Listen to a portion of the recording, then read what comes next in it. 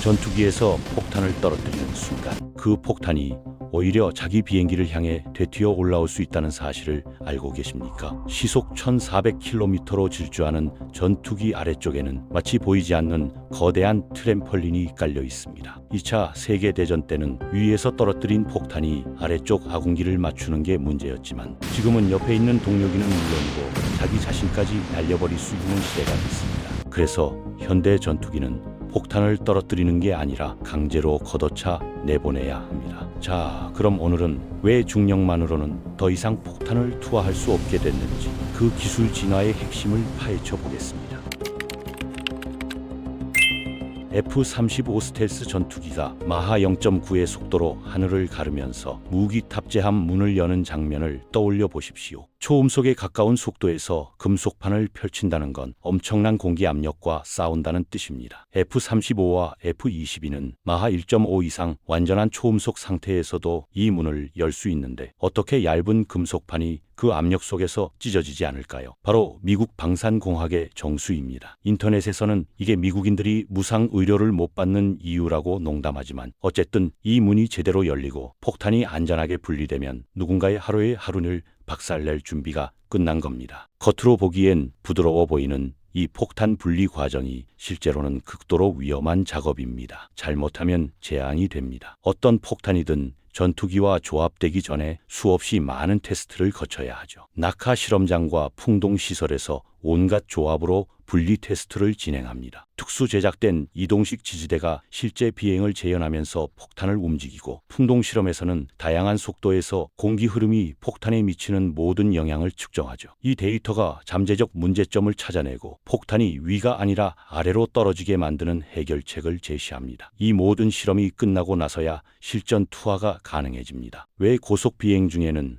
공기가 폭탄을 위로 밀어 올리는 걸까요? 전투기 밑에 보이지 않는 트램펄린이 있다고 했는데 그 정체가 뭘까요? 비행기가 초고속으로 날면 기체 아래쪽에는 단순히 아래로 흐르는 공기가 아니라 기체의 형상을 따라 말려 올라가는 난류와 압력 주머니가 생깁니다. 이 불안정한 기류가 폭탄을 아래가 아니라 위쪽으로 밀어 올릴 수 있죠. 실제 분리 시험에서는 마하 0.9 근처에서 수톤급 폭탄이 기체 쪽으로 끌려 들어가는 위험한 궤적이 관측되기도 합니다. 폭탄이 탑재함에서 분리되는 순간 이 복잡한 공기 흐름이 폭탄을 비행기를 향해 밀어 올려서 충돌을 일으킬 수 있는 겁니다. 그래서 단순히 떨어뜨리는 게 아니라 강제로 밀어내야 하는 거죠. 폭탄은 이젝션 렉이라는 특수 장치로 항공기에 고정되는데 이 장치는 두 가지 역할을 합니다. 첫째는 폭탄을 비행기에 단단히 고정시키는 것이고 둘째는 폭탄을 비행기에서 강제로 밀어내는 겁니다. 쉽게 말해 전투기 배 밑에는 강력한 쇠망치가 숨어 있다고 보면 됩니다. 자체 추진력이 있는 미사일을 제외한 모든 무기는 10cm 피스톤의 타격으로 물리적으로 밀려나가야 하거든요. 시장에는 여러 종류의 이젝터 렉이 있는데 그중 일부는 작은 폭발 장치를 사용합니다. 맞습니다. 폭탄을 떨어뜨리기 위해 작은 폭발물을 터뜨리는 겁니다. 정확히는 전기 신호를 받으면 폭발하는 화약 카트리지가 피스톤을 때리고 그 피스톤이 수톤의 힘으로 폭탄을 걷어차 내보내는 방식이죠. 이 기계가 없다면 초음속 비행 중 폭탄 투하는 불가능합니다. 폭탄이 비행기의 기류에 빨려들어 동체를 박살낼 테니까요. 그런데 궁금증이 생길 겁니다. 그냥 폭격기 뒤쪽에서 폭탄을 배출하면 충돌할 일이 없지 않냐고요. 사실 수십 년 전에는 초음속으로 날면서 탑재함 문을 여는 기술이 없었기 때문에 비행기 뒤쪽에 폭탄을 배치하는 게 해결책이었습니다. AO 비질란테라는 항공기는 실제로 두 엔진 사이에 폭탄 탑재함을 만들었죠. 작은 폭발 장치가 초음속 비행 중 핵폭탄을 뒤로 밀어내면 폭격기가 핵폭발 범위를 벗어날 시간을 벌 수 있었습니다. 말하자면 폭격기가 핵폭탄을 뒤로 배출하는 셈이었죠. 하지만 현대식 무기 탑재함 문이 발명되면서 F-35 같은 전투기도 초음속으로 비행하며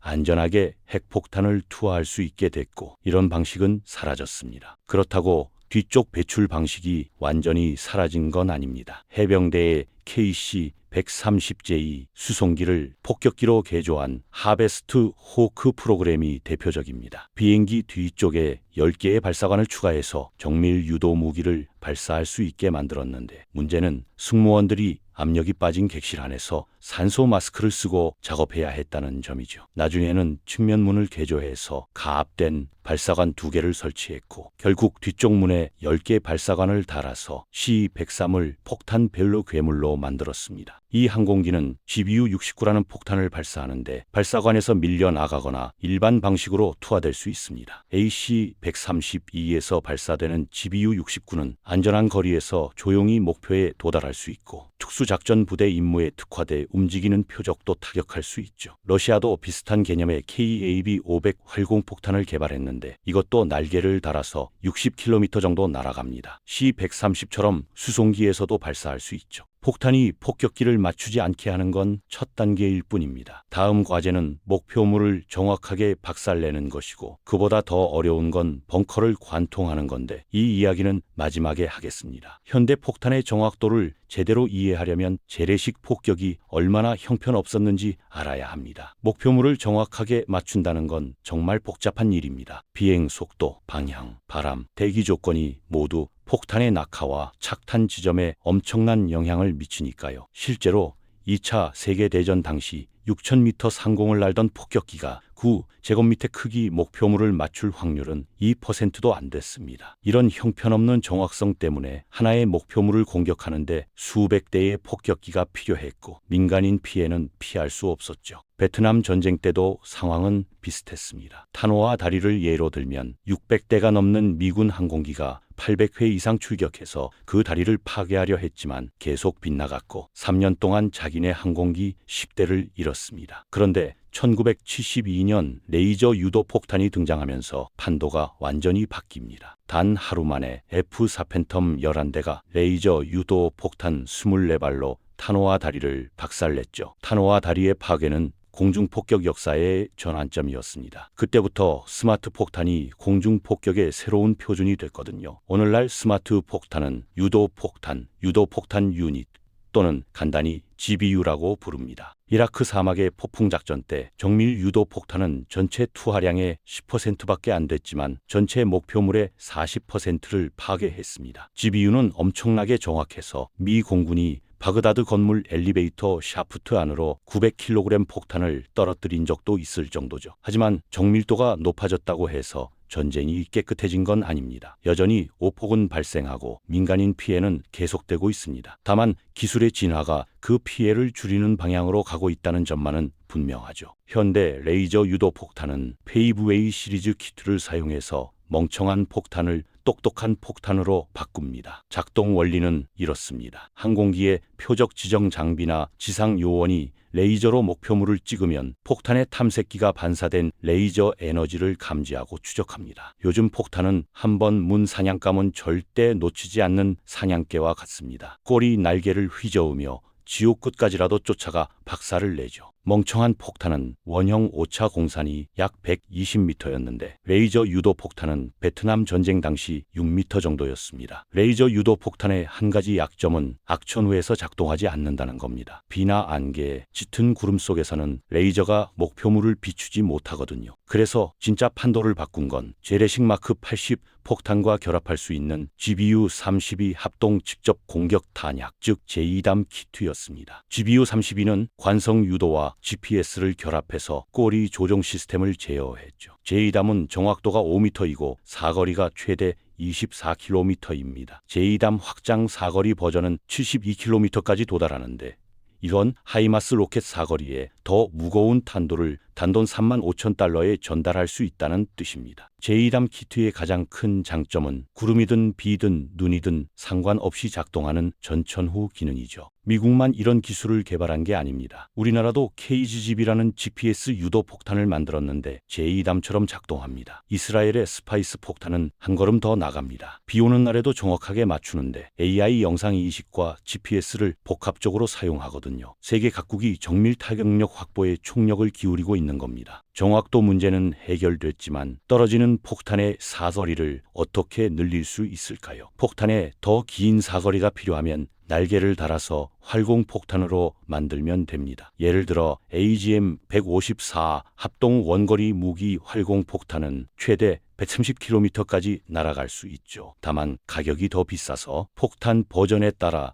75만 달러 정도 합니다. 물론 사거리만 따지면 공중발사 순항 미사일을 이길 수 없는데 1600km가 넘는 압도적인 사거리를 자랑하거든요. 다만 순항 미사일은 탄두가 더 작고 스마트 폭탄보다 10배 이상 비쌉니다. 순항 미사일의 가장 큰 장점은 사거리가 길어서 폭격기가 격추될 위험을 크게 줄인다는 겁니다. 폭탄을 투하한 후 중요한 단계가 피해 평가입니다. 목표물을 박살냈는지 확인하는 거죠. 그런데 핵폭탄을 사용한다면 폭격이 그렇게까지 정확할 필요는 없습니다. 핵폭발은 워낙 넓은 지역을 초토화시키기 때문에 목표물에서 60m 정도 벗어나도 별 차이가 없거든요. 다만 폭탄이 너무 일찍 터지면 폭격기 자체가 핵폭발에 휘말릴 위험이 있습니다. 그래서 토스 폭격이라는 방식이 발명됐죠. 폭격기가 탈출할 시간을 벌기 위해 폭탄을 위로 던져 올려서 포물선을 그리며 떨어지게 하는 겁니다. 이렇게 하면 조종사가 핵폭탄이나 다른 강력한 재래식 폭탄의 폭발 범위에서 벗어날 충분한 시간을 벌 수 있죠. 하지만 이제는 토스 폭격이 필요 없습니다. 폭탄이 점점 작아지고 있거든요. 현대 스마트 폭탄은 워낙 정확해서 목표물을 무력화시키는데 많은 양의 폭약이 필요 없습니다. 이런 이유로 소구경 폭탄, 즉 SDB가 만들어졌죠. SDB는 겨우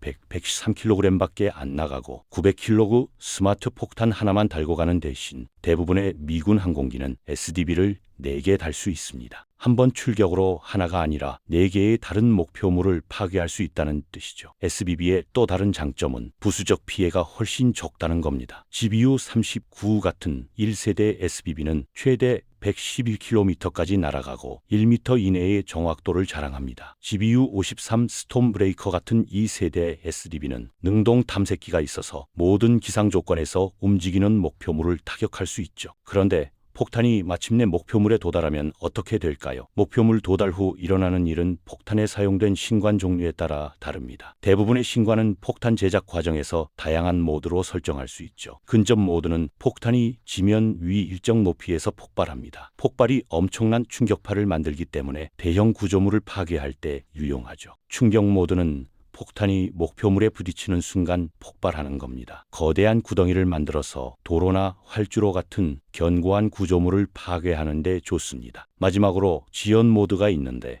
폭탄이 충격 후 몇 초, 몇 분, 몇 시간, 심지어 며칠 후에 폭발합니다. 지연 폭탄은 터널이나 동굴, 벙커에 사용되는데 폭탄이 깊숙이 관통한 다음 폭발할 시간을 주기 위해서죠. 또는 지연 폭탄을 악의적인 용도로 사용할 수도 있는데 몇 시간에서 며칠까지 지연 시간을 설정하는 겁니다. 피해 지역을 조사하러 온 인원들을 노리는 거죠. 갑자기 폭탄이 터지면서 말입니다. 벙커버스터가 어떻게 견고한 목표물을 그렇게 쉽게 관통할 수 있는지 궁금할 겁니다. 6m 두께의 콘크리트를 깊숙이 뚫으려면 폭탄의 몇 가지 특징이 필요합니다. 벙커버스터는 폭탄이 아니라 날아다니는 거대한 송곳입니다. 극도로 단단한 강철로 만들어져서 콘크리트를 관통하면서도 형태를 유지할 수 있어야 하죠. 예를 들어 GBU-57 대형 광폭탄은 에글린 강철로 만들어졌는데 웬만한 강철은 종이장처럼 구겨버리는 특수 금속입니다. 평방 인치당 193,900파운드의 압력을 견딜 수 있거든요. 비교하자면 건물과 다리에 흔히 사용되는 A36 구조용 강철은 평방 인치당 36,000파운드를 견디고 총신에 사용되는 4,150 병기용 강철은 75,000파운드의 강도를 가집니다. 벙커버스터는 가늘고 무게에 비해 직경이 작습니다. 나무를 쪼개지 않고 박히는 모처럼 말이죠. 그리고 앞서 말했듯이 벙커버스터는 지연 신관을 사용해서 충격 시 즉시 폭발하지 않습니다. 대신 충격 시 지연 신관이 작동 설정되고 벙커버스터가 미리 정해진 깊이에 도달한 후에만 폭발하죠. 두꺼운 땅바닥을 뚫고 들어가 심장부에서 터지는 그야말로 적에게는 재앙 그 자체입니다. 이 세 가지 설계 요소가 결합되면 벙커버스터는 압도적으로 효과적인 무기가 됩니다. 기계공학과 토목공학 사이에서 진로를 고민한다면 확실한 선택이 있습니다. 하지만 게임은 아직 끝나지 않았습니다. 토목 엔지니어들이 반격하고 있거든요. 벙커버스터 폭탄을 막으려면 2가지 선택지가 있는데 콘크리트 층을 더 두껍게 만들거나 더 강하게 만드는 겁니다. 어느 쪽이 더 실용적일까요? 13.6톤 무게의 GBU-57 대형 관통 폭탄은 평방 인치당 5,000파운드 강도의 철근 콘크리트 61m를 뚫을 수 있다고 합니다. 정말 엄청나게 두꺼운 콘크리트 층이죠. 하지만 5,000파운드에서 10,000파운드로 강도를 높이면 7.6m 두께만 있으면 됩니다. 그러니까 더 강한 콘크리트를 만드는 게 방법이고 토목 엔지니어들이 정확히 그렇게 했습니다. 새로운 초고성능 콘크리트는 전통적인 고강도 콘크리트보다 4배 강합니다. 초고성능 콘크리트는 철근을 사용하지 않고 대신 수백만 개의 작은 금속 섬유를 사용해서 전통적인 고강도 콘크리트 5,000파운드에 비해 3파운드가 넘는 강도를 냅니다. 현재 세계에서 가장 강한 콘크리트는 5만 파운드의 강도를 가지는데 실험실 조건에서 달성됐죠. 이론적으로는 세계에서 가장 강한 콘크리트의 비교적 얇은 층만 있으면 지금까지 만들어진 가장 강력한 벙커 버스터를 막을 수 있습니다. 아니면 벙커 입구를 공격해서 무력화시킬 수도 있죠. 결국 이 모든 기술 진화가 보여주는 건 하나입니다. 중력은 더 이상 폭탄 투하의 주인공이 아닙니다. 그저 복잡한 방정식 속의 한 변수일 뿐이죠. 인류는 중력을 이기려다 결국 중력을 계산하고 통제하고 극복하는 법을 배웠습니다. 그리고 그 과정에서 전쟁은 더 정밀해지고 더 치명적이 되고 더 복잡해졌습니다. 기술은 진화했지만 그 기술이 만드는 파괴의 본질은 변하지 않았습니다.